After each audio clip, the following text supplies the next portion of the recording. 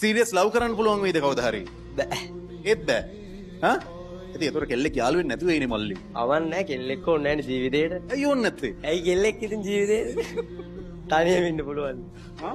අය තනියෙන් ඉන්න පුළුවන්ද? ඔව්. කොහොමද තනියෙන් ඉන්නේ? තනියම ඉතින් මගේ පාඩුවේ මගේ විදියට ඉන්නවා. හැමදාම එක් කරන්න පුළුවන්ද? ඔව්. ඕලන්නේ. දැන් ඉන්න විදියට. ඇයි ඔයාට ඔච්චර කෙල්ලෙක් එපා කියන්නේ මොකද්ද ඔයාගේ ජීවිතේට උණු අසාධාරණේ? නෑ කෙල්ලෙක් හිටියාම නීති වැඩි කොහෙවත් යන්න බෑ යාළුවොත් එක්ක ඒකයි. ඉතින් හැමදාම ඔය ඇවිදින්න යන්න ඕක හැමදාම කරාම ජීවිතේ ඕක පස්සට යද්දි ඕක හරි නීරස වෙනවනේ. නෑ එහෙම නෑ. හා? කෙල්ලෙක් ඉඳලා තියනවද? ඔව්. හා? එයා එපා කරාද එෆයා කියන එක? ඔය පාකරා මොනවද කරේ? නවත්තමු කියලා ගියා. හා? කාත් එක්කද? කොල්ලෙක් එක්ක. දැන් මට පේන විදියට ඔයා මේ එතන තාම නැවතිලා ඉන්න වගේ මට තේරෙන්නේ. හා? චුට්ටක් විතර. ඈ? චුට්ටක් විතර.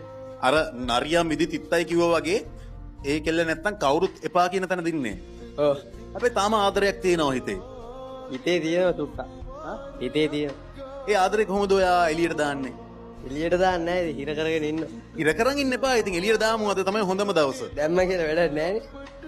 දැම්ම කියලා වැඩක් නෑ. දැම්මහම වැඩක් වෙන අවස්ථාවක් තියෙනවා. නෑ. හා? නෑ? එන්නේ නැති වෙයිද? නෑ ආයෙ එන්නේ. ආය આવොත් ආයෙ આવොත් බාර ගන්න. මාර ගන්නවා.